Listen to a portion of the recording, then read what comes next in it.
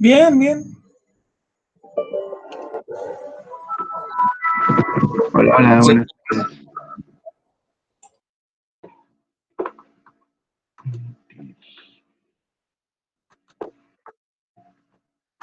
¿Cómo están? Buenas tardes.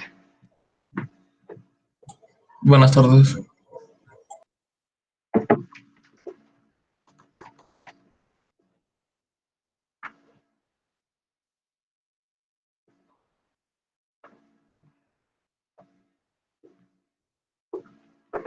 Bien, recuerden que habíamos comentado la semana pasada de nuestros 10 minutos de saludo, por así decirlo, para que puedan abrir sus cámaras.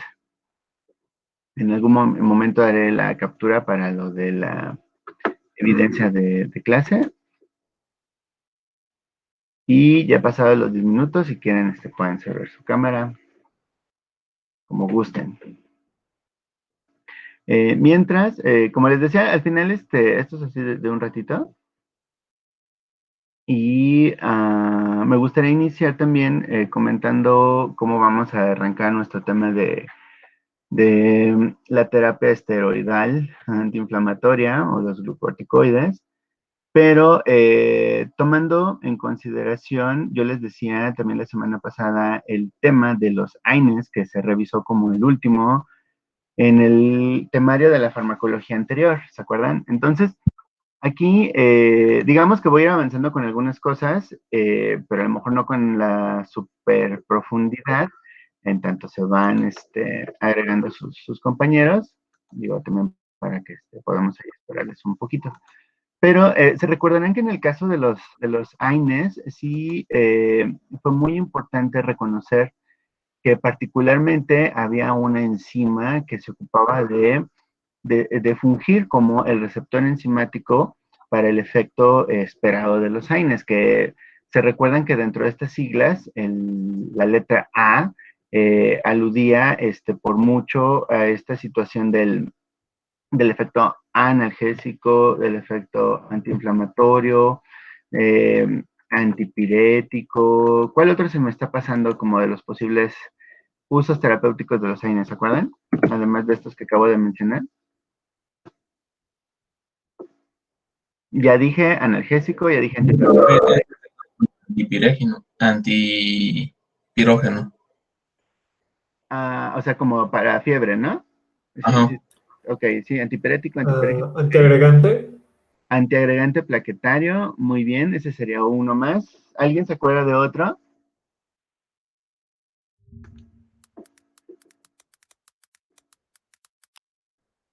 ¿Qué me dicen del efecto que le ponían también antiartrítico, ¿no?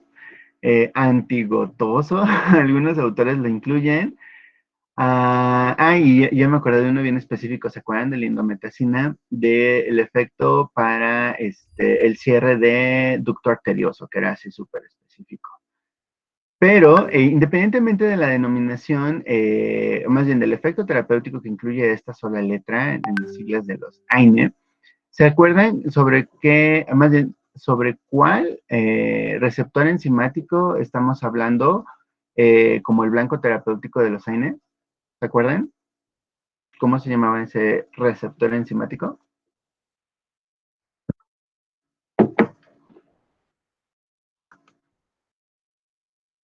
¿O sobre el cual tenía su acción los AINE? ¿Se acuerdan? ¿Se acuerdan?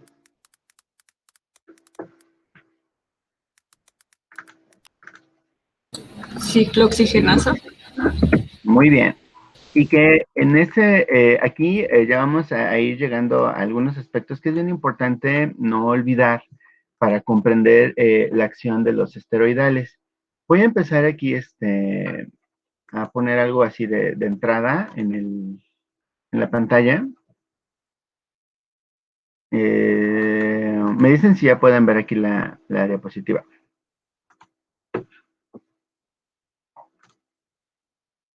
Ya se ve, ¿verdad? Sí, profe, ya. Ok, gracias. Bien, entonces, efectivamente hablábamos de la ciclooxigenasa como el receptor enzimático que los AINE estamos nosotros considerando que van a tener su efecto inhibitorio para que toda una secuencia de eventos en lo que toca la producción de prostaglandinas principalmente, como uno de los principales eicosanoides, se pudieran, en este caso, pues inhibir o verse comprometidos en su síntesis por un lado, o como principal, acción, pero también por la acción que estas prostaglandinas podían tener a distancia. Pero no eran las únicas que podían comprometerse, porque pues teníamos también el caso de los tromboxanos, y particularmente estas ciclooxigenasas también nos dijeron, bueno, es muy importante tomar en cuenta que tienen una actividad que llamamos constitutiva, ¿no? La que estaba, pues, principalmente referida por la literatura como la COX-1. O sea, aun cuando el asunto es que es la ciclooxigenasa que, como lo dice su propia denominación, se encuentra comúnmente teniendo una actividad biológica en nuestro organismo para diferentes órganos o sistemas, significaría que es algo, una acción que depende mucho, el que, por ejemplo, se regule la actividad sobre vasos sanguíneos, particularmente sobre algunos receptores de prostaglandina, que pueden generar vasoconstricción o vasodilatación, que inclusive hay algunos receptores de prostaglandina a nivel pulmonar que favorecen la permeabilidad del tejido pulmonar para que haya broncoconstricción, broncodilatación y se favorezca incluso el intercambio, perdón, de oxígeno. Entonces, o sea, cuando entendemos esa cuestión constitutivamente, nosotros, por este término de constitutivo, debemos de entender que son actividades que normalmente, una sustancia química que normalmente nosotros vamos a tener la oportunidad de forma endógena de producir, va a tener una acción en el día en nuestro organismo. Entonces, esto nos lleva a pensar que de forma, si se puede decir análoga, existen otras sustancias en nuestro organismo que también van a tener una actividad constitutiva. Esto es que van a tener en función de, por ejemplo, del ciclo circadiano, de cuando dormimos, de cuando vamos a comer, van a tener igual una acción. Van a decir ustedes, pues ahí está el caso solamente nada más de las hormonas, ¿no? Entonces, allí tenemos toda una situación en lo que toca a la gama de acciones que van a poder ejercer algunas sobre el propio tejido que las produce. ¿Se acuerdan de estos efectos autócrinos, otros más parácrinos, endócrinos, que van a tener una influencia muy importante en la homeostasis de nuestro organismo? Entonces, aprovechando esta diapositiva, vean que existen, sí, estas dos ciclooxigenasas que claramente van a tener una influencia de esa farmacoterapia basada en los analgésicos inflamatorios de tipo no esteroidal, porque se recordarán que su naturaleza química no corresponde a la de un esteroide y por lo tanto, independientemente de su acción ácida o no ácida, tienen la capacidad de inhibir la COX-1 o la COX-2. Pero también nos dijeron que previo a la influencia que tiene el ácido araquidónico sobre estas dos para que estas enzimas produzcan las prostaglandinas y observemos los efectos que medían dichas prostaglandinas, pues el ácido araquidónico tiene que provenir particularmente para su biosíntesis de fosfolípidos de la membrana. Entonces, esta sería como la ruta más, digamos, de síntesis más común en nuestro organismo, en el cual, pues, los fosfolípidos de la membrana son los principales proveedores de dicho ácido araquidónico gracias a la intervención de esta fosfolipasa A2. ¿Sí? Esta enzima es la que se va a ocupar de hacer esta biosíntesis y por lo tanto, pues tendrá oportunidad de disponer de este ácido araquidónico a estas ciclooxigenasas, ¿no? Independientemente si es la constitutiva o la inducida. Pero ya estamos llegando pues aquí al punto interesante, ¿no? Del tema.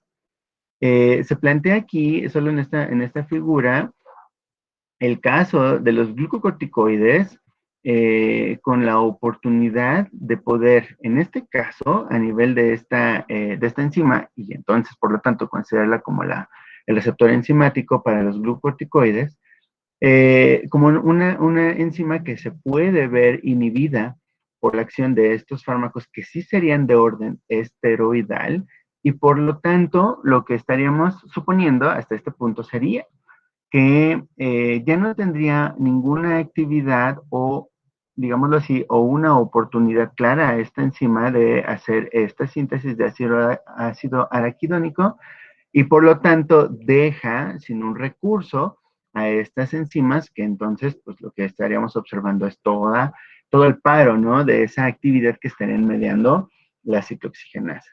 Pero también existen algunos glucocorticoides, como lo vemos aquí con este signo de menos, que pueden tener una actividad directa sobre la COX-2, la que en su momento nos referían como, aparte de ser la versión de la COX o la isoforma de la COX-2 inducible, la que podía tener ventajas de seguridad y de orden clínico importantes en las personas porque pues no había como este riesgo del sangrado gastrointestinal, que se acuerdan que era el principal efecto secundario de los AINES.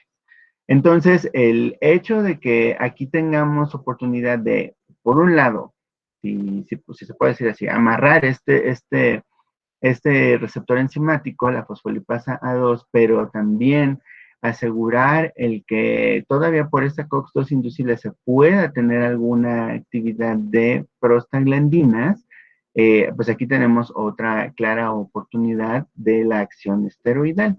Sin embargo, como les estaba comentando hace unos momentos, el asunto es que podamos nosotros entender que, pues sí, o sea, en la farmacología y en la bioquímica entendemos que hay una ruta alterna a una situación que, por ejemplo, digámoslo, a un proceso enzimático, a un proceso de biosíntesis que se vea comprometido porque está saturado, porque está bloqueado, antagonizado, etcétera, siempre va a haber una alternativa.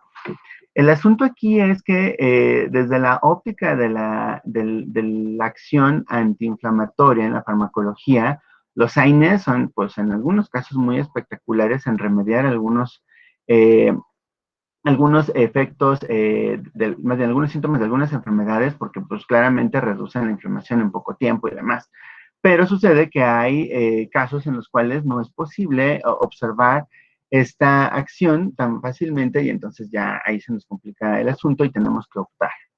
Pero además la otra situación clínica, voy a empezar ya a poner en pantalla completa la presentación.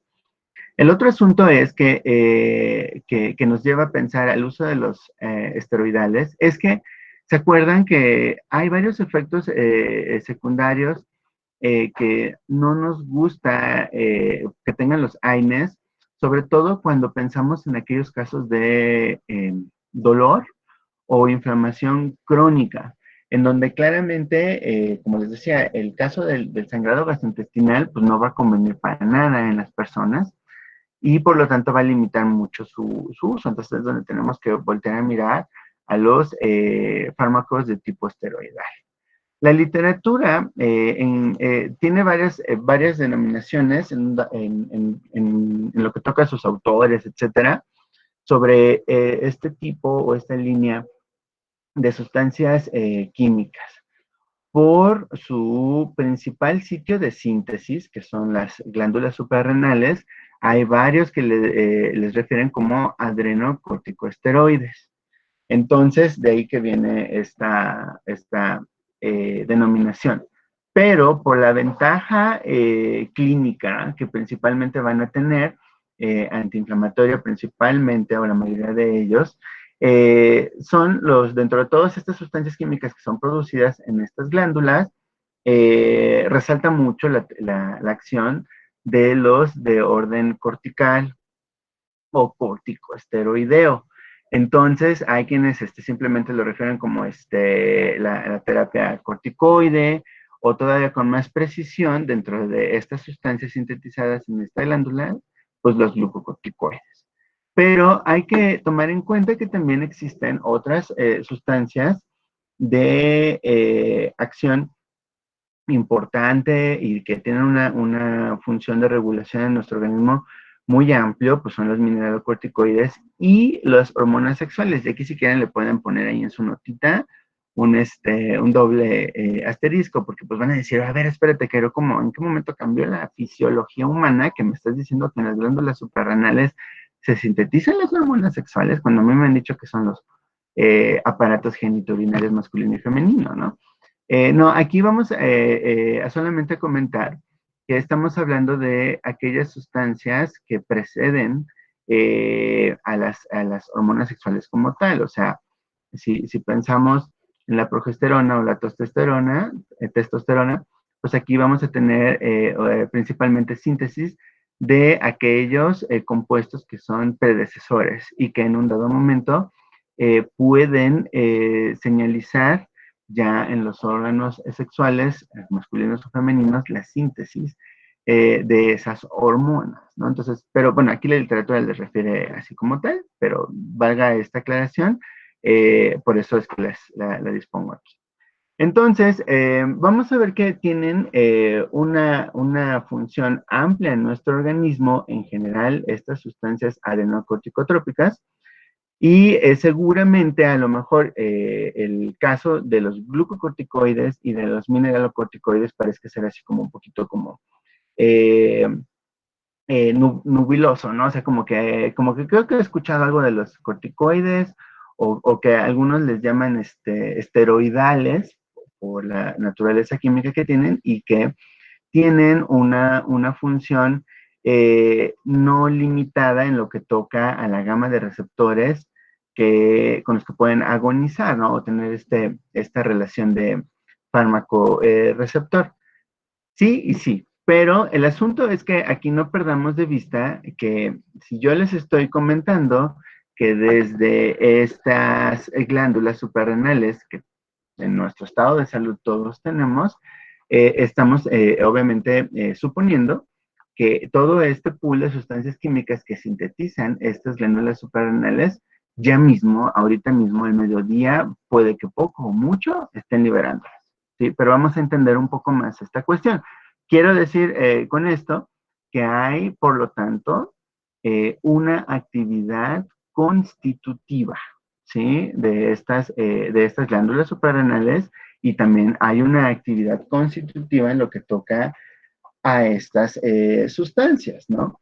Y entonces, particularmente en lo que se refiere a la síntesis un poquito con más precisión, significa que dependiendo de la ubicación de ciertos tejidos, por ejemplo, si van más hacia la zona de la corteza o de la médula, es posible observar que allí ocurre más la síntesis de glucocorticoides, de los mineralocorticoides, y ven, aquí ponen otra vez el caso de las hormonas sexuales, pero entonces aquí solamente se refiere a sustancias de tipo andrógeno y estrógeno, que, como les decía, anticipan ya respectivamente las hormonas sexuales ya bien definidas, pero a distancia por su influencia que van a tener sobre el tracto genitourinario, ¿no? Masculino o femenino, según corresponde. Lo interesante aquí es que cuando ya vemos como una denominación alterna a los mineralocorticoides y nos ponen allí que el caso más importante será de esta sustancia, la aldosterona, entonces así como que podría pasar por su mente. Esa ya la he escuchado, esa hormona, esa sustancia química que tiene una influencia importante sobre el volumen de agua, que tiene una actividad importante sobre la regulación de la presión arterial. Puede ser que lo hayan escuchado así. Y cuando ya hablamos, por ejemplo, del caso de los glucocorticoides, tenemos la cortisona y el cortisol, ¿no? Como uno de los principales productos que se van a sintetizar en la zona fasciculata de las glándulas suprarrenales. Y seguramente el cortisol le sonará así como que yo he escuchado que hay algunas condiciones de salud que se desarrollan por un desbalance precisamente en la liberación o síntesis de esta hormona. Sí, vamos a ver que existen algunas condiciones de este tipo, pero no olvidar también que vean, aquí también, esto es un conocimiento que yo creo que desde los primeros cursos de fisiología, nos comentan, ¿no? Pues que aquí tenemos un principal sitio productor de pues, catecolaminas y tenemos aquí el caso de la norepinefrina y la adrenalina o noradrenalina. Entonces, significaría que alternativamente para el caso de estas catecolaminas, tenemos, cuando digo alternativamente, quiero decir que hay otro sitio en donde también se les puede sintetizar, que serían las neuronas especializadas en la síntesis de también catecolaminas, ¿no? Entre otros neurotransmisores. Pero el punto aquí más importante es, estamos hablando de un par de glándulas que tienen bajo su ejecución esta pues, directriz en lo que toca la síntesis de esta serie de sustancias y entonces, pues entre ellas está particularmente el caso de los glucocorticoides. Como sabemos, normalmente cuando estamos repasando o revisando este tipo de temas, aquí lo más lógico es que estén suponiendo. Tienen constitutivamente cada una de ellas, como ya lo anticipábamos, una acción en el día a día de nuestra joven vida, ¿no? Pero en un determinado momento también nos invita a hacer el segundo supuesto, que si existe alguna desregulación en lo que toca a la función o la acción que van a hacer estas sustancias, puede ser por razón de que o haya mucho o haya poco de estas sustancias químicas. ¿Sí? Entonces, o bueno, sí, es algo que puede, desafortunadamente, a lo mejor sucede en algunas personas, pero es esto cuando estamos enfrentando ya una condición de enfermedad o de deterioro de la salud, si es que pensamos en un determinado momento de aquellos casos en donde pues, ya estamos transitando a la adultez, a la tercera edad, etcétera, ¿no? Entonces, ahí tenemos esta cuestión. Y el tercer supuesto es que independientemente de la naturaleza fisiológica que por la edad de una persona pueda tener, es que las anomalías relacionadas a este pool de sustancias hormonales que las suprarrenales producen, puede deberse a factores externos o diversos. Quiere decir que a lo mejor la exposición a ciertas sustancias, el consumo de ciertas sustancias, la presencia de enfermedades, alguna situación todavía más desafortunada como puede ser que haya la pérdida de una glándula suprarrenal con o sin el riñón, no lo sé, cáncer, eso puede ser otra cuestión que limite la funcionalidad de estos sitios glandulares y por lo tanto tengamos anomalías en el funcionamiento de estas sustancias. Así que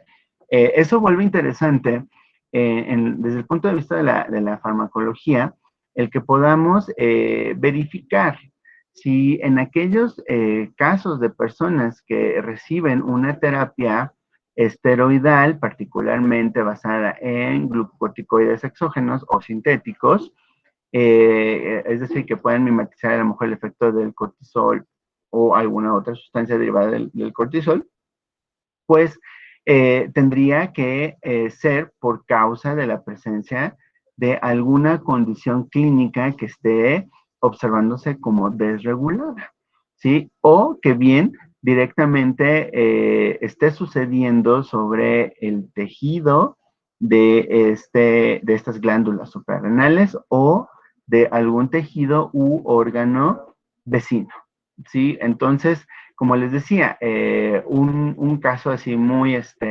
raro, pero que puede suceder es una superinfección de vías urinarias altas, es decir, que por ejemplo el riñón se encuentre infectado por una bacteria o un parásito, todavía sería así como más espectacular y más raro, es muy probable que si no se encuentra tratado en tiempo y adecuadamente, la infección se volque al tejido vecino, que sería el de las suprarrenales, y por lo tanto desregule el funcionamiento en tanto no se otorgue el tratamiento adecuado. Entonces, sea, por poner ese ejemplo, ¿no? Menos dramático que el caso de cáncer a nivel renal, pero importante observar este tipo de cuestiones, ¿no?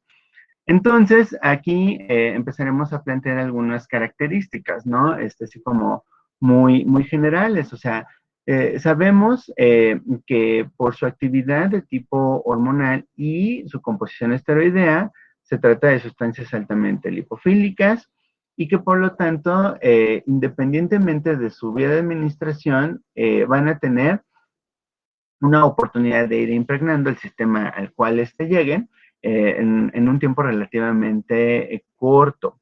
El detalle es que esta capacidad de permeabilidad es que les permite inclusive llegar a receptores nucleares. Entonces, aquí es donde el asunto se vuelve importante en lo que toca la prescripción de estos fármacos, porque recordaremos que aquellos receptores que prácticamente tienen esta ubicación nuclear están en mayor posibilidad de influir sobre el genoma, ¿no? El material genético, y por lo tanto es posible que puedan esperarse ciertas modificaciones en la síntesis de ciertas proteínas o de ciertas sustancias por la influencia que pueden tener estas sustancias químicas como los adrenocorticoides o, ya les decía, ¿no? Más en énfasis, el caso de los glucocorticoides. Entonces, en este caso, cuando se activan estos cambios en la transcripción y posteriormente en la producción o síntesis o producción de proteínas o sustancias,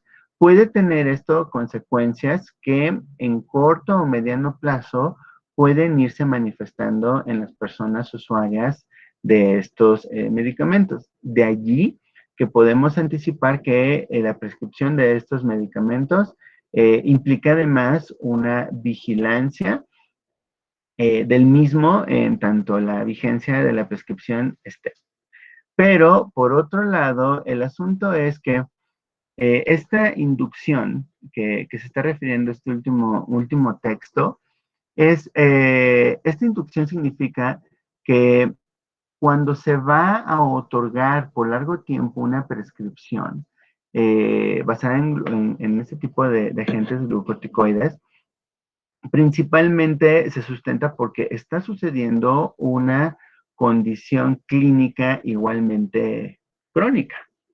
Es decir, que allí se está justificando el por qué a lo mejor es de esperarse que haya ciertas condiciones de salud como que implican la inflamación de un tejido y que por lo tanto, yo les decía, limita el uso de los AINES, pero nos invita a pensar en los agentes esteroidales como los glucocorticoides como buenos antiinflamatorios que van a servir en ciertas condiciones de salud en donde haya inflamación.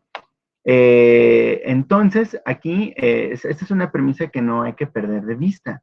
El hecho de que una prescripción, cuando le estoy diciendo que va a ser crónica, basada en esteroidales, probablemente es de que va más allá de 3 meses, 5 meses, 1 año, 2 años. Esto es variable dependiendo de la vigencia de la condición clínica a la que se esté tratando y por lo tanto, entonces ya nos hace suponer que si pensamos en cuestiones como diabetes, hipertensión, que son enfermedades para toda la vida, hay condiciones que están generando claramente inflamación y que no necesariamente van a ser cubiertos incluso por los, ¿se acuerdan? Agentes específicos de la COX-2 que son AINES, ¿no? Y que eran así como buena onda con la persona en lo que toca efectos secundarios, pero aún así no tienen esta capacidad. Vamos a comentar algunos ejemplos después, pero esto es bien importante considerar por lo siguiente. Si la terapia el glucocorticoide inicia y se plantea como de larga duración, en este monitoreo que yo les comentaba, es muy importante no dejar de observar ciertos parámetros bioquímicos y algunos de tipo clínico que nos estén apuntando a decir, esta persona claramente ya llegó a un nivel de saturación del glucocorticoide. Esto significa que ya estamos esperando observar el máximo beneficio esteroidal o del glucocorticoide, pero Es posible que estos efectos sobre las proteínas u otras sustancias también simultáneamente empiecen a suceder. Vamos a comentar en unos momentos más a qué tipo de cuestiones que no necesariamente están dentro del efecto terapéutico esperado, ¿no? O la meta terapéutica que esperamos, que sería paliar la inflamación en un dado momento. Entonces, es importante, por eso yo les decía, hacer este monitoreo para que podamos tener muy clarito cuál es este asunto, ¿no? Aquí algunos ejemplos de glucocorticoides, de mineralocorticoides, estos dos que están aquí alternativos a la aldosterona, pues son los de orden sintético. El cortisol, cortisona son como muy, son análogos, también sintéticos, pero los otros son derivados. Entonces los vamos a ir comentando en algún momento.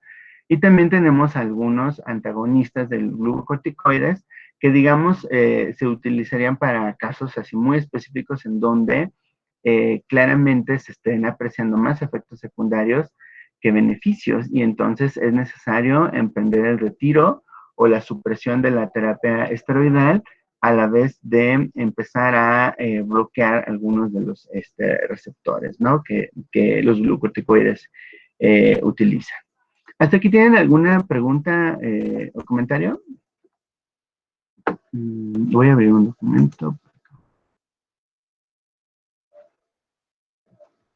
Voy a abrir un documento.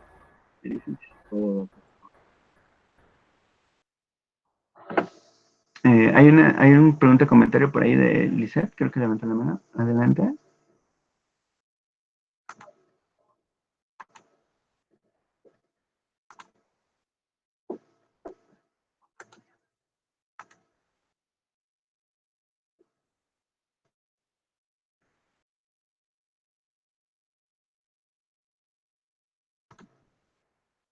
¿Sí me escuchan?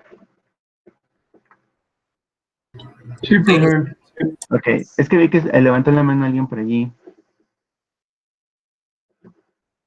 ¿Quieren comentar algo?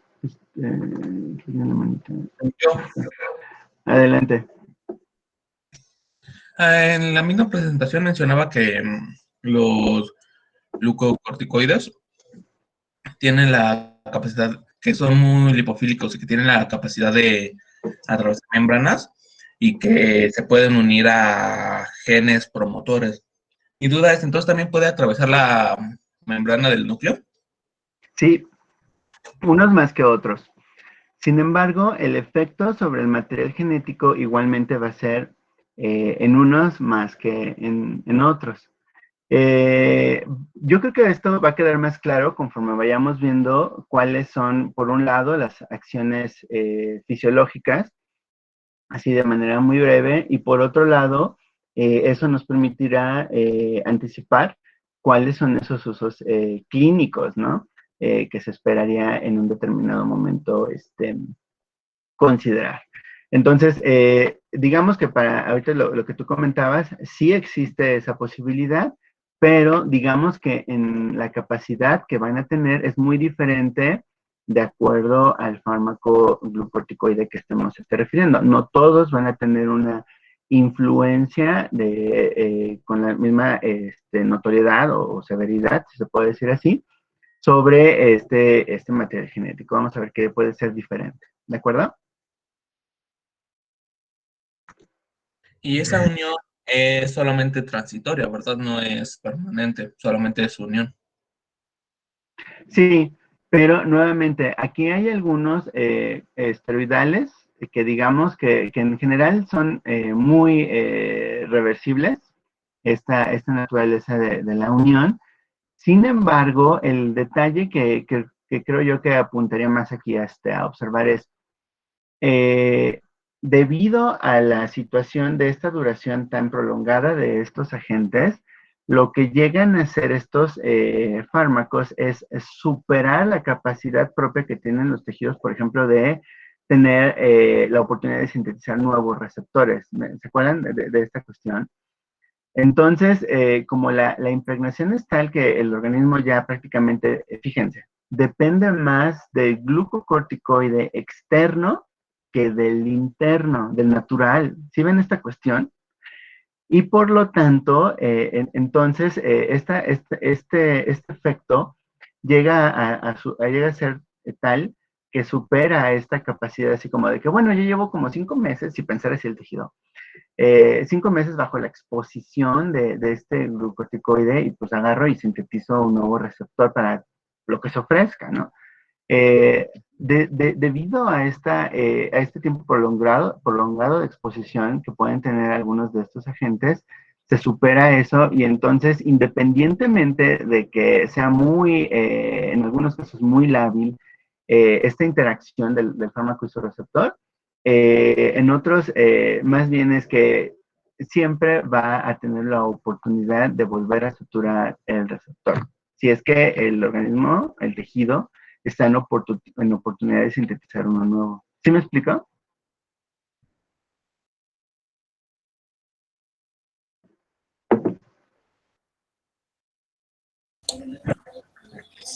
Sí, Bien. A ver, entonces sí me decían que ya pueden ver el documento que se ponen aquí de PDF, ¿verdad? sí, sí lo vemos. Gracias. Si un voluntario, por favor, quisiera hacer la lectura de este párrafo que estoy aquí dejando marcado en azul. Yo. Adelante. El cortisol es una molécula biológicamente activa que se metaboliza a cortisona y otros metabolitos inactivos y cuyo papel ha sido establecido claramente aún. La producción de cortisol fluctúa en el ciclo entonces, circadiano, al variar entre 10 miligramos a 400 miligramos al día en situación de estrés. La concentración mayor de cortisol está entre las 6 de la mañana a las 9 de la mañana y su menor concentración se encuentra de las 8 de la mañana y las 2 de la mañana. Esa es la relación por la cual los corticoides deben ser administrados en la mañana, simulando la producción endógena. Gracias. Bien, entonces yo les hablaba anticipadamente de la acción constitutiva. O sea, parece ser, por lo que sugiere aquí este texto que acaba de leer su compañero, de que ya mismo, casi siendo las 13 horas del día, sí hay una producción de el cortisol, pero no necesariamente va a ser como muy espectacular, ¿sí? Identificaron ustedes aquí en esta lectura que existe una, digamos, una situación promotora en la síntesis y liberación del cortisol, ¿no? Entonces, a qué situación me refiero? Pues a la del estrés, ¿sí? De ahí que a lo mejor algunos ubiquen al cortisol como la hormona del estrés, ¿sí? Y vamos a ver que no es bonito andar con estrés, desafortunadamente, aunque queremos, luego nos estresamos, pero existen ciertas consecuencias que por la capacidad regulatoria que tiene el cortisol en nuestro organismo de forma constitutiva, pues va a tener algunas personas más que en otras a notarse, ¿no? ¿Alguien quisiera continuar aquí la lectura con este párrafo?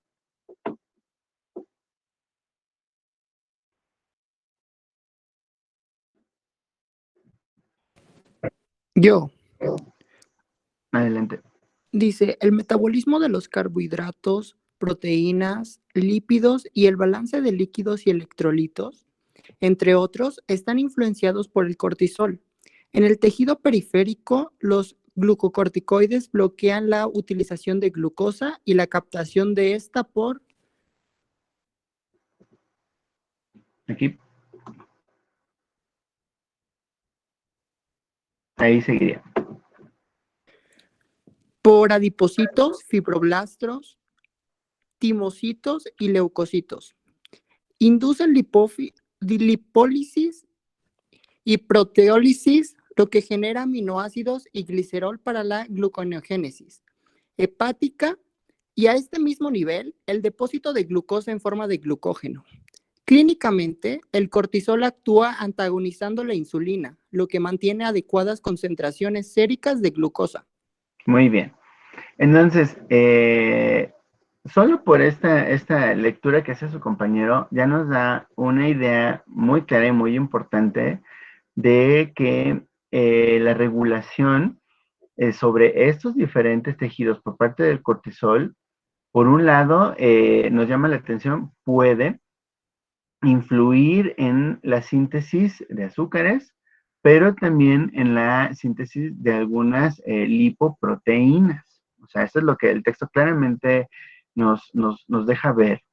Pero aquí nuevamente estamos hablando de una condición constitutiva. O sea, todo esto que acaban de escuchar, de leer, se refiere a las acciones constitutivas de los glucocorticoides que ustedes, que yo ahorita en nuestra sanidad que tenemos, pues debemos de tener, ¿sí?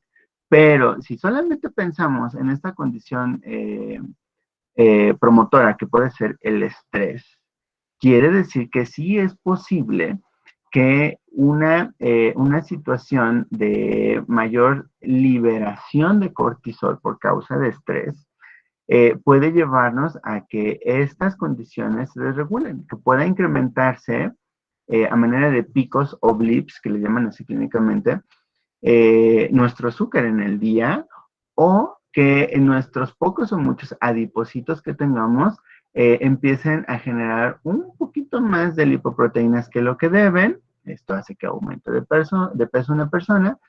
Y en lo que toca la cuenta de azúcares, esto que se hablaba de este efecto clínico, más bien se pierde de tal manera que incluso en algunas personas es claramente evidenciado que existe una mayor síntesis desordenada de azúcar hepática, ¿sí? Entonces, esto a la larga va a promover pues, que una persona pueda ser más candidata a que sufra diabetes. Y esto, repito, reitero, ¿no?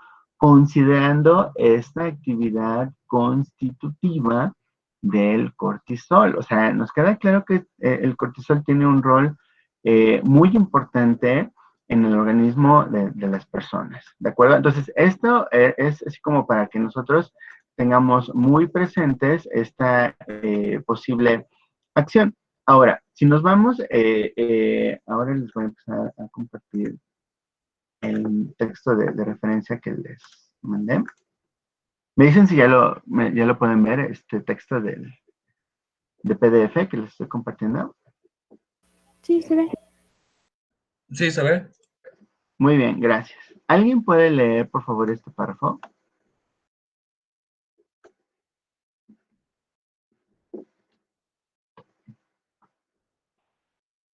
Yo lo leo si quiere.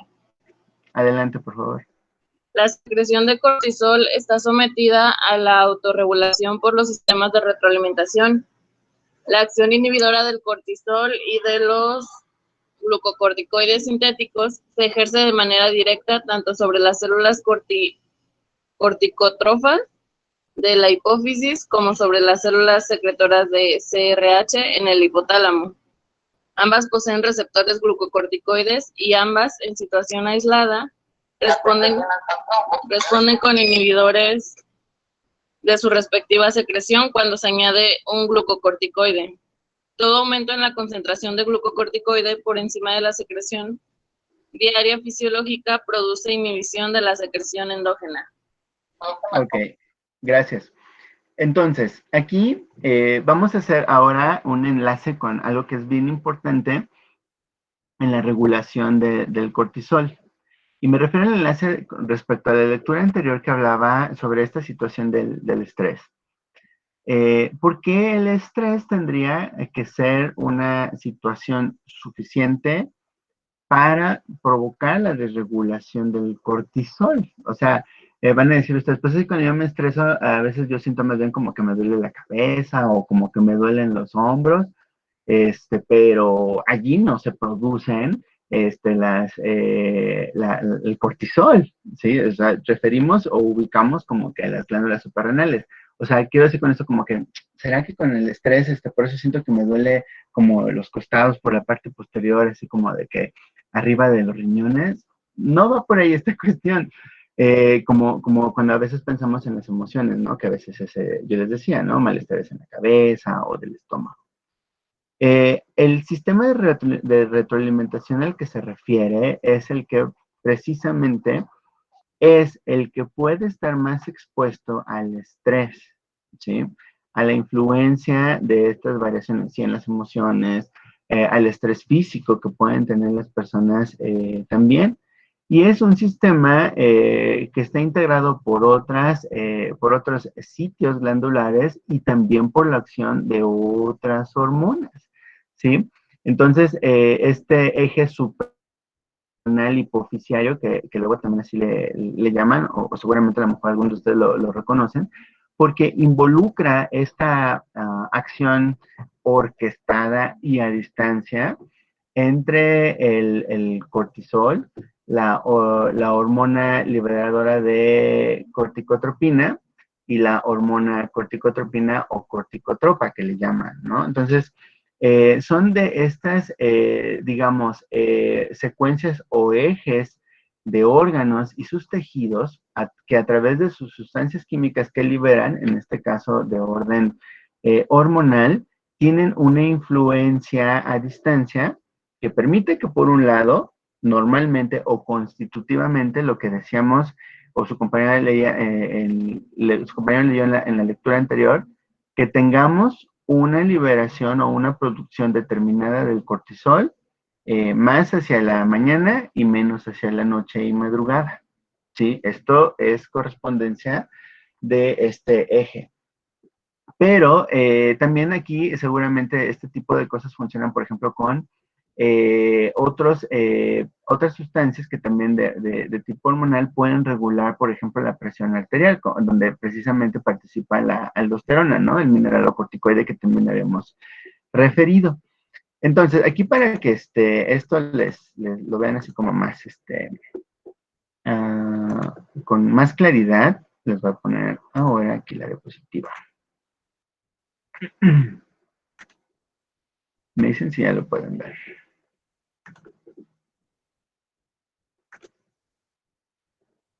Creo que ya se ve, ¿verdad? Sí, Gracias. Entonces, aquí para que practiquen su inglés. Hablamos, en este caso, de la glándula pituitaria, del hipotálamo, y de donde tenemos también el origen del cortisol, que son la corteza adrenal en las glándulas suprarrenales. Entonces, a ese eje de tres glándulas es al que me refería.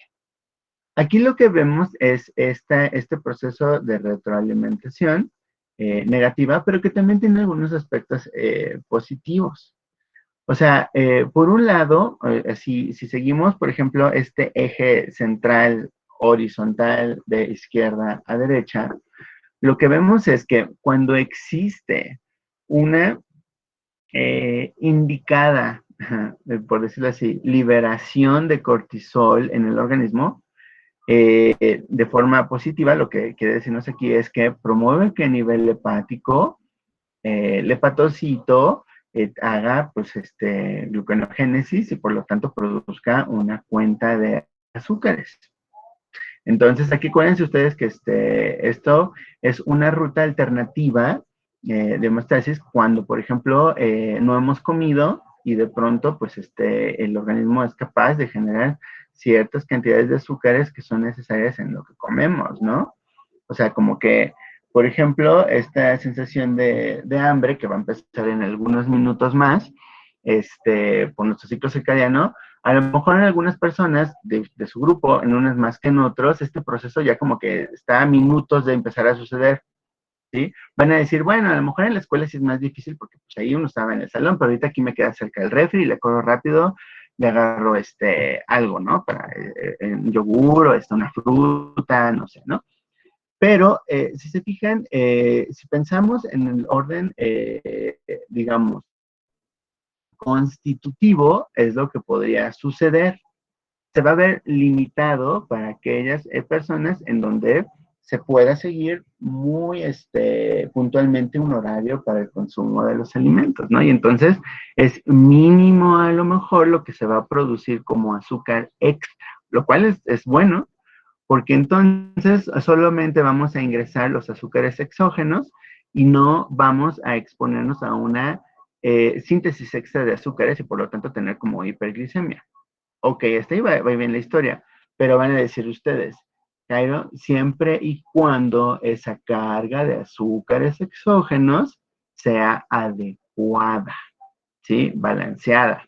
O sea, es decir que no esperaría que, más bien, no esperaríamos observar este efecto para aquellos casos en donde la dieta de una persona, o sea, esté pero cero balanceada, ¿no?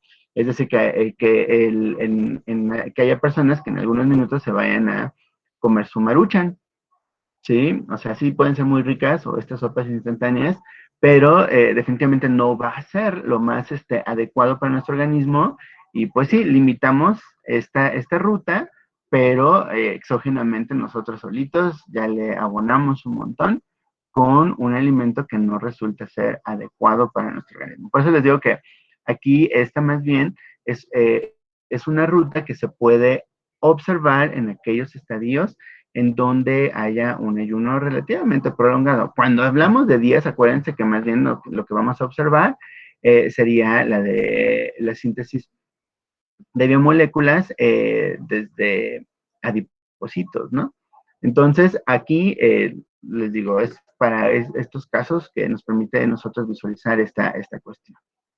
Entonces, cuando se ocurre, para este proceso que estamos hablando de ejemplo, esta liberación de azúcar y digamos que nuestro organismo percibe que se cuenta con una carga adecuada de supervivencia de azúcares, también lo podemos poner así, entonces esto va a ser parte de la retroalimentación negativa a nivel hipotalámico. Nuestro organismo probablemente ya no requiere más liberación de cortisol para que esto ocurra, ¿no? Y entonces empieza a cambiar aquí el giro, ¿no?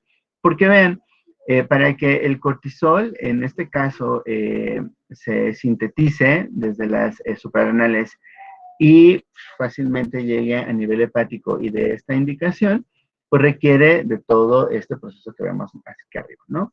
Que el hipotálamo produzca la hormona liberadora de corticotropina y esta genera a su vez una acción positiva sobre la pituitaria para que ésta libere la corticotropina o la hormona corticotrópica o corticotropa, que también luego así le llaman, y esta distancia a su vez llegue a la glándula suprarrenal y entonces promueve la liberación del cortisol.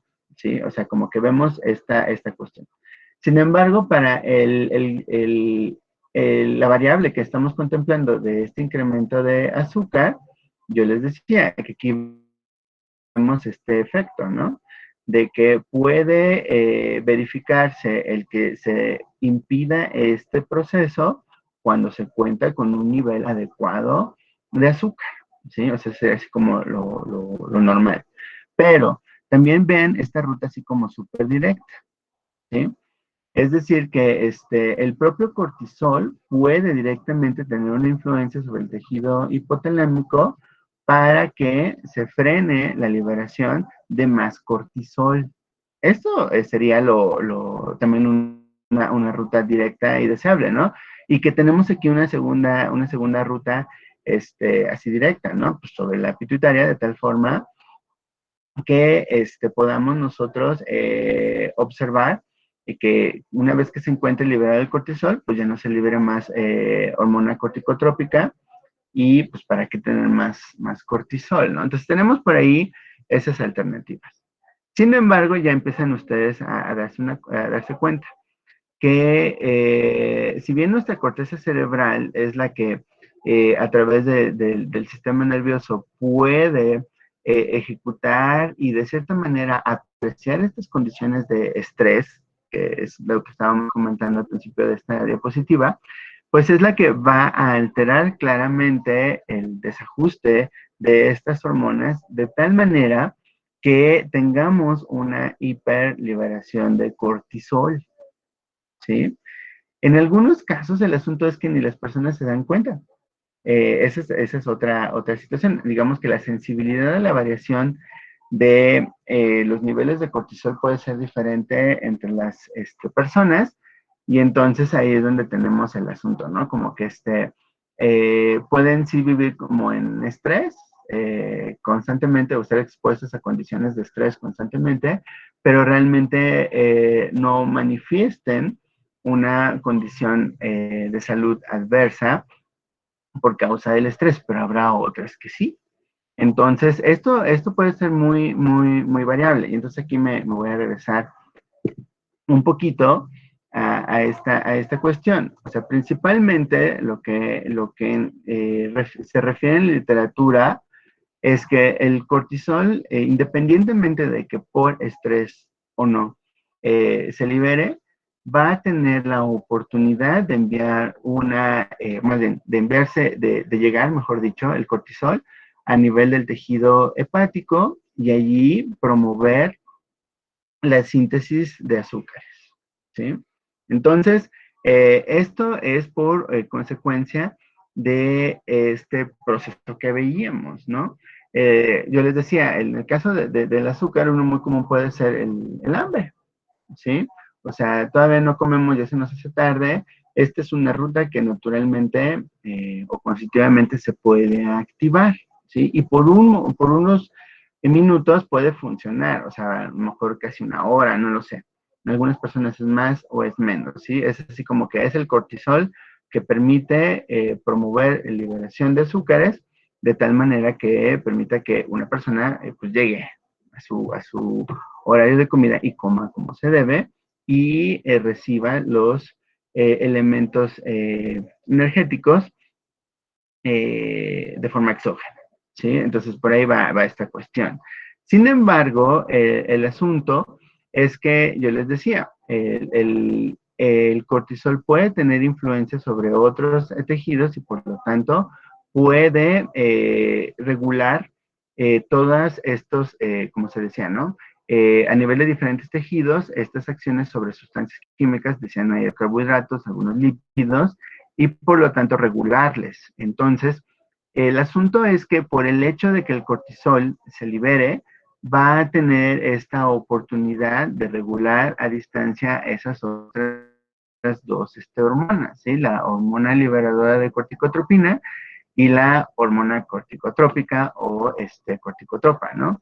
Que a su vez es la que regula el cortisol. Y en esa vuelta es en donde, por la proximidad que tiene hipotálamo a la corteza cerebral, es la que puede tener esta acción sobre las emociones o los sentimientos de las personas, ¿no? O sea, en algunas se puede reflejar más como un estadio X, el estadio así como que a lo mejor, lo estoy poniendo así ejemplos burdos, ¿no? Como más de ansiedad, de estar contentos, etcétera, ¿sí? Entonces, esto es muy variable entre las personas y por lo tanto es muy clarito el hecho de que ante una situación de estrés, el cortisol puede acelerar el metabolismo, particularmente hepático, para la liberación de azúcares y por lo tanto una exposición prolongada al estrés o de estrés en una persona puede llevar a esta condición, ¿no? La hipercorticolemia, que sería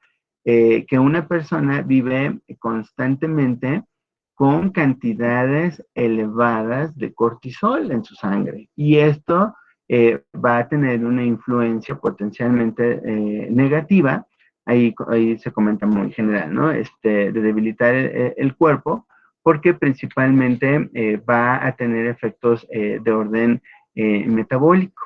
Yo les decía o les adelantaba del caso de la hiperglicemia, pero también del caso del aumento de peso, ¿sí? Entonces, pues el asunto que aquí en el abordaje terapéutico para esta situación de la hipercorticolemia, pues muchos comentan, pues más que antagonizar el efecto del cortisol, hay que pensar en las estrategias de orden no farmacológico, que sería, por ejemplo, la actividad física, ¿no? Que claramente se ha visto que puede ayudar a disminuir o a procurar la normalización de las concentraciones del cortisol, ¿no?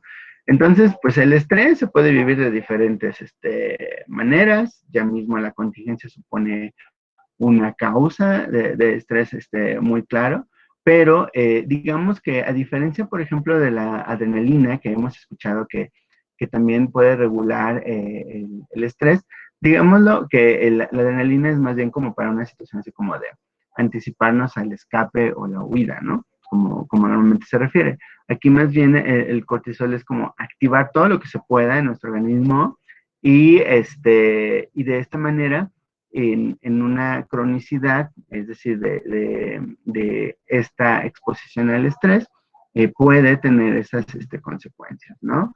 Que yo comentaba. Entonces, aquí lo que también el texto refería, ¿no? O sea, tenemos una clara relación entre a distancia del hipotálamo, de las glándulas suprarrenales, para precisamente regular en distancia el cortisol, la hormona corticotrópica o corticotropa y la hormona liberadora de corticotropina, ¿no? Entonces, yo creo que aquí tenemos varias cuestiones, ¿no? O sea, si nosotros estamos suponiendo que existe toda una regulación a distancia de estas situaciones, tenemos que pensar en cómo ubicar cuál es, si estamos hablando a nivel de los corticoides, que puede ser el origen de alguna afectación que esté generándose de orden o de naturaleza sistémica, pues conviene a lo mejor revisar pues las concentraciones del cortisol. Ya podríamos tomar como referencia las que en los textos que leyeron sus compañeros se mencionaban, ¿no? O sea, que en ciertas horas del día hay cierta cantidad de cortisol. Si se superan, quiere decir que hay una desregulación o cuando no alcanzan, pues también, ¿no? O sea, cuando no se encuentran dentro de ese rango, ¿no? Y por lo tanto, allí tenemos la oportunidad como de empezar a verificar si este desarreglo en el cortisol tendría un manejo y de qué tipo, ¿sí? Sobre todo si pensamos en esta cuestión de hipercorticolemia, pues podríamos decir, bueno, ahí el asunto es qué es lo que está generando el que haya en una persona más cortisol que lo que debería. Existiría una situación que a lo mejor esté promoviendo que el tejido sintetice más de lo que debe, a pesar de que está recibiendo la influencia adecuada de la hormona corticotrópica, o el cortisol es tanto que está desregulando otras, otras vías, como ya decíamos ahí, la síntesis de carbohidratos y demás. Esa es la cuestión, o sea, que sí habría como que necesidad de identificar el impacto que se está en un determinado momento esperando observar, ¿sí?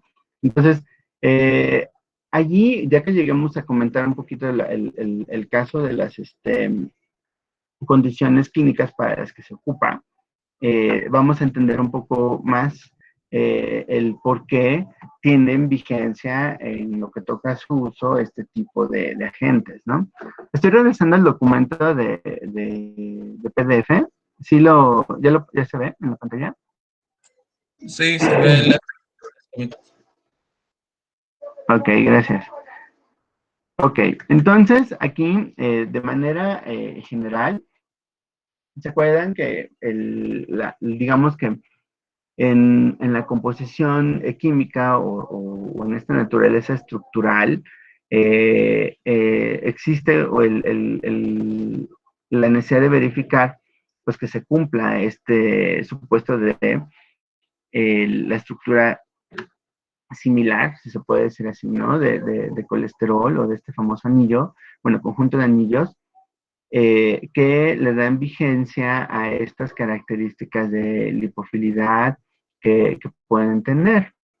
Entonces, lo que nosotros estamos observando aquí como en la manera de filas en estas líneas oscuras, pues es la intervención de diferentes enzimas que de acuerdo a estas sustancias que derivan de colesterol, pueden tener un segundo tratamiento enzimático o de biotransformación para ir, en este caso, adquiriendo pues una naturaleza que les va a permitir tener una función muy específica. O sea, aquí yo les comentaba del caso de que se pueden, a nivel de las suprarrenales, sintetizar este tipo de sustancias como la progesterona, pero en cantidades que pueden ser muy pequeñitas, o bien de androstenediona, que es una antecesora, por ejemplo, a otras sustancias de carácter o de definición sexual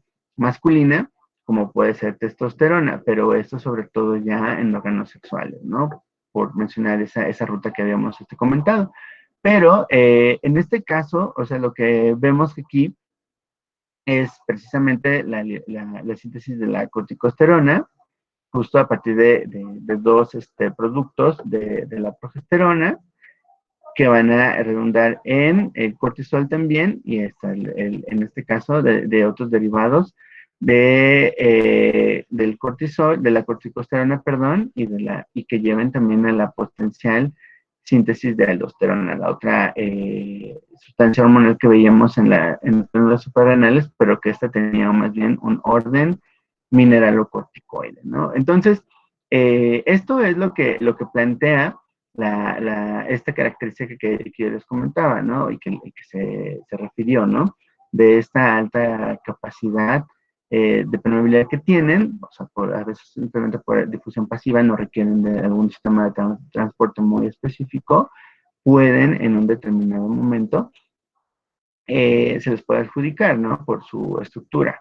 Y en este caso, los análogos o ya las sustancias de origen sintético que conocemos, pues ya ven que tienen también por allí una similitud en lo que toca a su estructura, y esto es lo que les da su oportunidad de identificarse como antiinflamatorios de tipo esteroidal, ¿sí? Ahora, para que tengamos también el caso de los receptores, que esto es bien importante, hay que entender que tienen una distribución relativamente amplia. En un principio se suponía que la influencia que tenían los glucocorticoides principalmente era sobre las otras glándulas que conformaban este eje y los tejidos vecinos, ¿sí? Pero después se vio que la distribución de los receptores puede ser muy amplia y que en el caso de los glucocorticoides es lo que hace que puedan tener una influencia muy notoria sobre el tipo de productos que se pueden esperar en ese tejido cuando se trata de que allí se encuentran algunas enzimas o en estos procesos de regulación que en la lectura también se comentaba, ¿no? Entonces, por ahí habría que pensar esta cuestión. ¿Alguien podría leer esta sección que estoy aquí dejando marcada, por favor?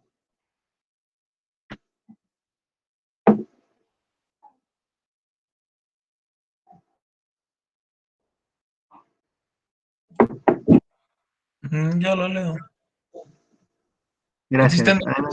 Existen dos tipos de receptores con los que se pueden interactuar los glucocorticoides. Los receptores de tipo 2 fijan exclusivamente a los glucocorticoides, receptores glucocorticoides propiamente dichos, mientras que los receptores tipo 1 tienen igual afinidad por los glucocorticoides y los mineralocorticoides.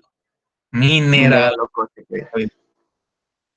Los receptores de tipo 2 están ampliamente distribuidos en el organismo, en las células de los órganos llanas de los glucocorticoides, donde mediante las acciones de estos y en el cerebro, donde se localizan tanto en múltiples neuronas como en las células de la glía. Gracias. Entonces, aquí, por ejemplo, a continuación se comenta ya más el caso y nuevamente con una especificidad alta de tejido. O sea, por ejemplo, de la ubicación en neuronas implicadas en la respuesta al estrés. Se recordarán que el estrés, creo que en la diapositiva, la última que puse, no solamente se refería a esta situación de percepción de una emoción.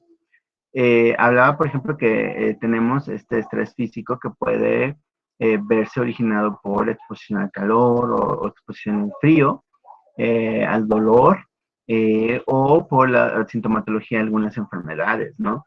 Entonces, esto quiere decir que para el caso del núcleo paraventricular o el sistema límbico se refiere a estas regiones de la corteza cerebral y el sistema nervioso que deriva de él, que tienen esta influencia sobre estas regiones para generar, por ejemplo, dolor o más dolor, o estas sensaciones como de ansiedad, porque pueden tener una mayor hiperliberación de neurotransmisores como adrenalina, por ejemplo, o limitar la liberación de serotonina. Entonces, al final, el estrés tiene una implicación más compleja de lo que a veces uno podría suponer, ¿no? Que cuando uno dice, es que estoy estresado, es así como que estoy enojado, o me siento raro, fastidiado, o algo así. O sea, el estrés fisiológica y físicamente implica toda una secuencia de liberación de sustancias químicas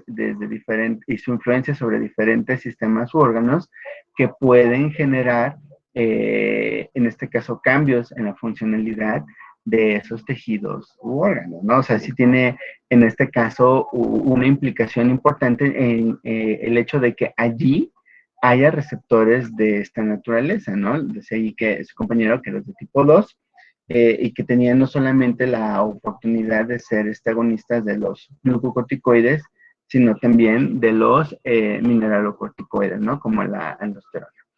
Entonces, cuando pensamos, ahora sí, ya como para acabar de ver esta cuestión de orden fisiológico, constitutivo, o sea, aquí tenemos algunas cuestiones bien interesantes. La lectura comienza aquí, ¿no? Y digo, va a haber un cambio aquí, yo lo leo. Las acciones que en un determinado momento sobre el que se sabe que tiene en los glucocorticoides, que son referidos como esta parte, ¿no? El conjunto de acciones que van sobre diferentes sistemas y órganos se puede clasificar en dos tipos.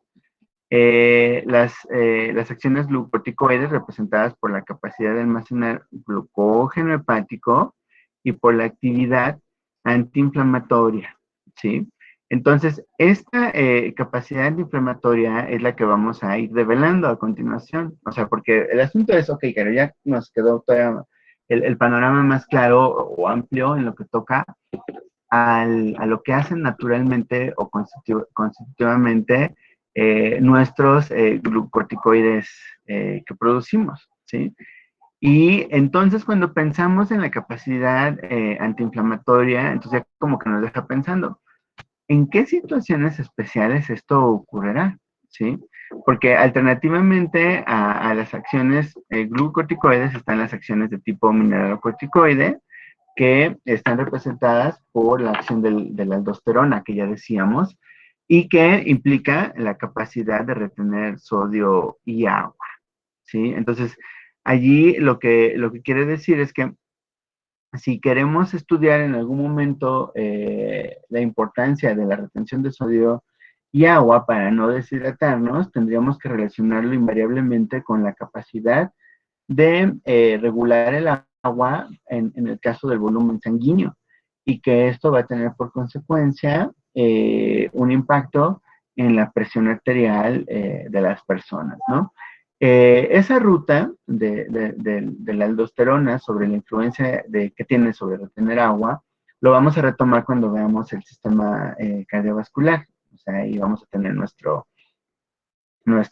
unión, ¿no? Ahí de historias, porque resulta que la aldosterona requiere también de otro sistema de sustancias químicas que se recuerdan del sistema renina, angiotensina y aldosterona, que son los que van a regular por excelencia esa capacidad de control de la presión arterial, ¿no? Entonces, eso lo vamos a retomar posteriormente, ¿no? Para que quede como más claro. Pero yo les decía, si queremos ver la óptica de cómo este efecto de las acciones glucocorticoides sobre la inflamación, entonces sí es lo que tenemos que también como que empezar a transitar a entender, ¿no? O sea, en qué tipo de cuestiones es que se puede aplicar. Vamos a comenzarlo a comentar, ¿no? Entonces, aquí, por ejemplo, el texto, más adelante, viene precisamente las aplicaciones. Aquí. Yo les decía en los supuestos que los fui numerando, el 1, 2, el 3, que si pensamos en análogos a los glucocorticoides o en aquellas condiciones en donde hay desregulación de estas sustancias, es necesario entender cómo es que se está dando esa desregulación, si efectivamente está sucediendo, y entonces ahí yo les decía, a lo mejor convendrá cuantificar los niveles de cortisol, por ejemplo, ¿no? Pero también por otro lado es ver si el propio tejido que libera el cortisol se encuentra comprometido de alguna forma. Si clínicamente por estar transitando por una condición de salud, yo les refería al caso de una infección o de alguna situación más grave como puede ser cáncer, y por lo tanto, uno de los usos más notorios podría ser en el caso de que exista una deficiencia muy clara de la acción del cortisol, pues pensar en una terapia de sustitución. Quiere decir que aquí se puede tener dentro de esta verificación de las cantidades o las concentraciones que debería de haber normalmente y se encuentran por muy debajo o nulas, pues se pueden considerar tratamientos de sustitución, ¿no? O terapias de reemplazo. Quiere decir que aquí, a lo mejor una persona, yo les decía, lamentablemente pierde un riñón y la glándula suprarrenal y nada más le queda una. Entonces, se sabe que en algunos casos la glándula suprarrenal permanece, aumenta un poquito de tamaño, pero en lo que toca a su capacidad de poder estar liberando toda esta colección de sustancias químicas, le va a llevar un tiempo compensarlo y entonces se puede dar una terapia de sustitución o de reemplazo, ¿no? Entonces, ahí hablamos de la insuficiencia suprarrenal crónica o la insuficiencia suprarrenal aguda por alguna situación que a lo mejor yo les decía el caso de una infección, o sea, puede ser que ahí se ocupe, ¿no? Está el caso de las hiperplasias directamente sobre la glándula suprarrenal que pueden tener diferente naturaleza, benigna o maligna, en lo que toca a posibles efectos de aparición de algún tumor, por ejemplo, ahí podría ser, ¿no?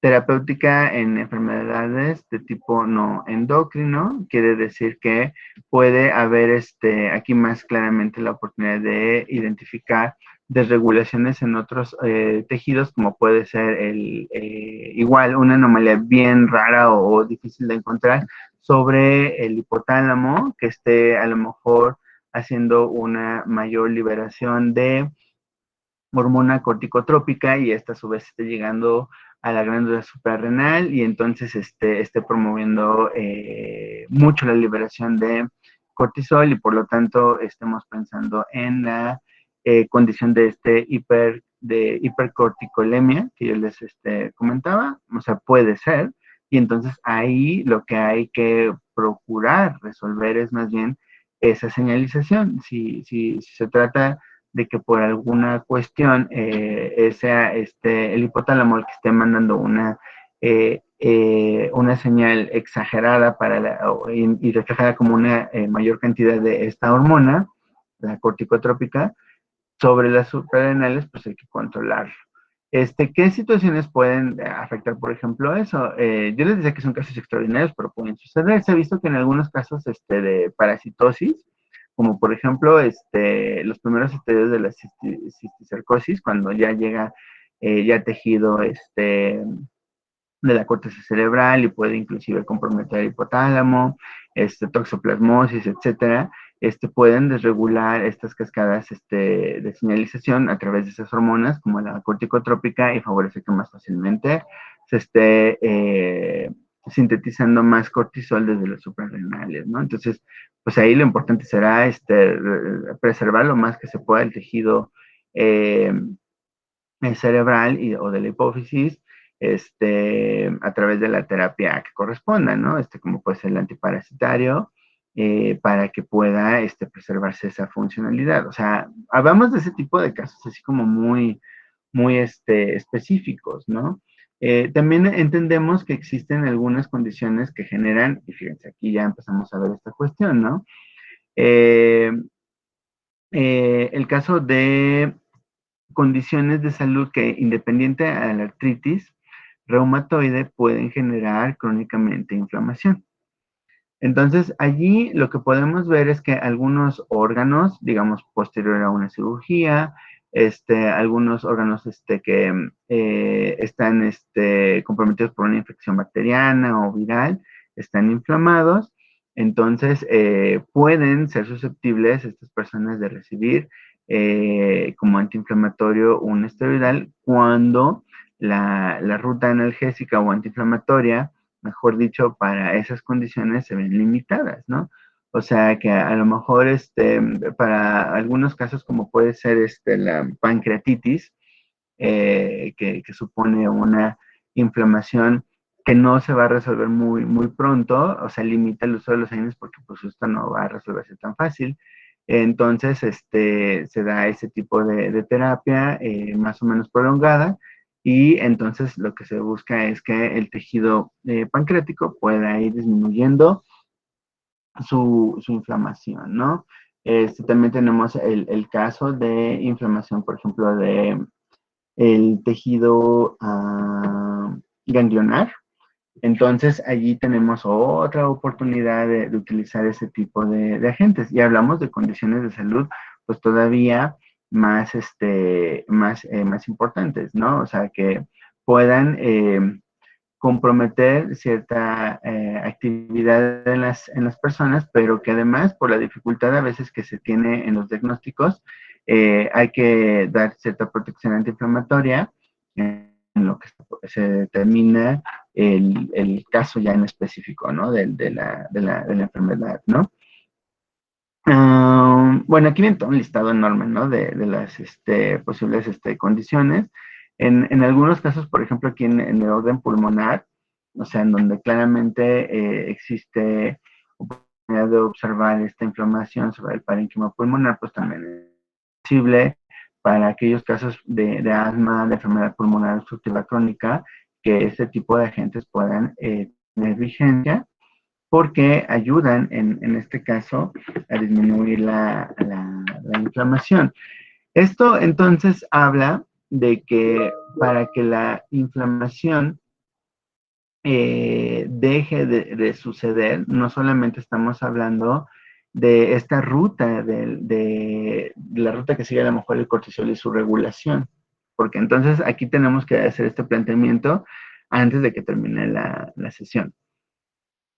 ¿Se recuerdan ustedes que en lo que leímos y en lo que observamos de las diapositivas, había una ruta muy clarita en donde los glucocorticoides podían tener una actividad antiinflamatoria por el hecho de inhibir la fosfolipasa A2, ¿se acuerdan? O inhibir la ruta constitutiva de la COX2, inducida de la COX, de tal forma que también pudiéramos observar este efecto inflamatorio. Es cierto, tenemos también esa ruta que va a quedar amparada precisamente por la inhibición de estos receptores enzimáticos y que se va a lograr por un proceso de impregnación que, dependiendo de algunos de naturaleza, algunos glucocorticoides, vamos a ver que es mayor que otra. Es decir, que se puede inclusive estimar esta capacidad antiinflamatoria que tienen los eh, esteroidales como los glucocorticoides, con base al nivel de efectividad que tienen de bloquear precisamente la fosfolipasa 2 y el grado de mejoría que pueden tener en lo que toca la resolución de desinflamar, ¿no? El tejido. Entonces, existen, es lo que vamos a comentar con más detalle la próxima sesión, estas potencias que tienen algunos agentes en lo que toca a su capacidad antiinflamatoria y cómo las podemos enfilar a su uso a ciertas condiciones de salud, ¿no? O sea, ahorita comentamos algunas que pueden ser así como ejemplos, pero lo cierto es que tienen muchas aplicaciones. Por lo siguiente, voy a quitar esta.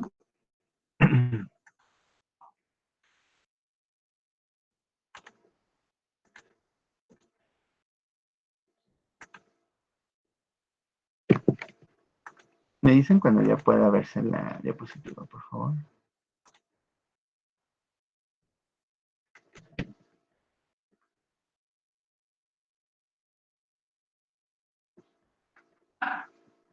Bueno, espero que ya se pueda ver, ¿no?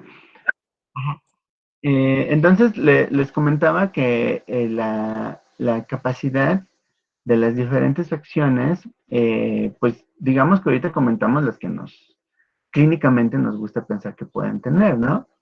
Como es esta acción antiinflamatoria o las que veíamos para esas condiciones de salud que yo les refería como a manera de ejemplos, ¿no? Pero no hay que perder de vista esta situación de que por la distribución que ya veíamos que pueden tener estos receptores de glucocorticoide 1 y 2 que se comentaban en el texto, existe también la oportunidad de tener una clara influencia sobre otros procesos importantes en nuestro organismo y en sistemas que pueden verse influidos por la presencia de estos agentes. ¿Se acuerdan que inclusive un texto refería el hecho de que se inicia una terapia glucocorticoide ya nos invita a suponer que el tratamiento puede sustituir la propia acción del cortisol? Entonces, esto va a generar una transición que a largo plazo puede tener diferentes cuestiones. Es decir, que el fármaco va a estar otorgando, me refiero al glucocorticoide, a través de su dosis, una capacidad de coaccionar, no, lo correcto no es la palabra coaccionar, de poder coadyuvar en el desarrollo de acciones, por ejemplo, a nivel del sistema del tracto gastrointestinal, mejor dicho, a que haya más secreción de ácido y de pepsina, de ácido clorhídrico me refiero, y de pepsina, y además del adelgazamiento del mucus protector. Entonces, esto van a decir ustedes, pues eso me suena como a la reacción adversa de los AINES, ¿no? Pues podría ser, pero al final aquí va a depender del tiempo de exposición y de la idiosincrasia de la persona, ¿no? O sea, si pensamos a nivel de electrolitos, pues aquí van a decir ustedes, es que acuérdate que se comentaba que eh, por ejemplo, si se ejerce acción sobre los receptores de glucocorticoide tipo 2, donde también ahí se tienen ejercicio la aldosterona, pues de ahí que vemos estas anomalías en los electrolitos, ¿no? Y hay que estar checando que no haya retención de agua, que no haya inflamación en extremidades inferiores y que a lo mejor se verifique la pertinencia del uso de estos agentes en personas que tienen hipertensión. ¿Sí? O sea, hablábamos del caso aquí, ¿no? Del incremento de la gluconeogénesis, principalmente de tipo hepático, y que esto, además, sobre la acción que tenían sobre los adipocitos, que se comentó ahí en la lectura, pues puede favorecer la obesidad, principalmente de tipo truncal. Pero si la exposición es prolongada, eso nos lleva a las situaciones en donde podemos tener efectos adversos, ¿no? Que eso es lo que vamos a comentar también en la siguiente sesión, y entre ellos pues están los famosos efectos adversos que cambian la fisonomía de una persona, como puede ser el síndrome de Cushing, ¿no? Por ahí va otra situación de interés, ¿no? Aquí, por ejemplo, A nivel del sistema inmunológico se sabe que como una ruta alternativa a la disminución de la actividad de la fosfolipasa A2 o de la ciclooxigenasa inducible COX-2, a nivel del sistema inmunológico se puede en un determinado momento también tener aquí oportunidad de observar variaciones en el comportamiento de protección del sistema inmunológico. ¿Qué quiero decir con esto? Que, por ejemplo, las reacciones inflamatorias pueden suceder más o menos. Entonces, cuando ocurren más es porque las personas son sensibles, particularmente al principio activo, y pueden en un determinado momento manifestar reacciones de hipersensibilidad de tipo 1, ¿no? Pero en un dado momento, en el caso de personas susceptibles, pueden generar inmunocompetencia y entonces esto limita a manera de contraindicación el uso en algunos perfiles de personas, por ejemplo, los que reciben antirretrovirales o agentes antineoplásicos, que se sabe que también están más expuestos a estas variaciones, ¿no? El caso, por ejemplo, antiinflamación, ya lo veíamos aquí comentado, y el caso de la disminución de la capacidad de conductividad eléctrica a nivel del sistema nervioso, sobre todo a nivel del tejido cerebral, forma parte a lo mejor de la sobreexposición a este tipo de agentes cuando se dan de forma exógena, pero pueden desregularse, como lo dice allí, ¿no? Este umbral para la excitación eléctrica, hay más catabolismo que anabolismo, y esto, por supuesto, guarda una relación con estas condiciones de tipo metabólico, y entonces nos invita a pensar, constitutivamente puede estar sucediendo esto, pero a veces ni lo notamos. Pero cuando pensamos más bien en análogos al cortisol o en estas terapias sustitutivas o de reemplazo, entonces significa que estamos proviendo agentes exógenos que pueden alterar estas condiciones, ¿no? Entonces, lo que vamos a retomar para la siguiente sesión, ya más en específico, es cómo los medicamentos para ciertas condiciones de salud ya están listadas, tendrían que monitorearse y verificar que no ocurran efectos secundarios, porque pues al final el uso de estos agentes creo que ya queda claro que sí requiere un monitoreo estricto para que podamos monitorear dichos efectos, ¿no? Preguntas, comentarios, ¿qué tal les parece el asunto del cortisol? ¿Cómo está su cortisol hoy? Que están moderado con... Espero que bien. Profe, ¿le puede poner 6 diapositivas antes de eso? Es que me faltó una, de una tabla. ¿De la presentación? Ajá, esa tabla. ¿Esta? Ajá, A ver, voy a... gracias. Ok. Ya como les decía, en la próxima sesión, ya para terminar, la sesión de hoy vamos a retomar el asunto ya más estudiado de estos agentes. Vamos a enlazar con los efectos secundarios y con la exposición de sus compañeros que precisamente se enfocan a condiciones que están relacionadas al uso de estos agentes. Bien, entonces nos vemos el próximo jueves.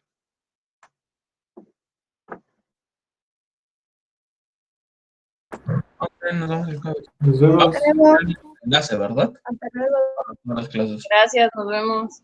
Nos vemos el Gracias, hasta luego. jueves. Que estén bien. Gracias. Vamos a usar el mismo enlace para todas las clases, ¿verdad?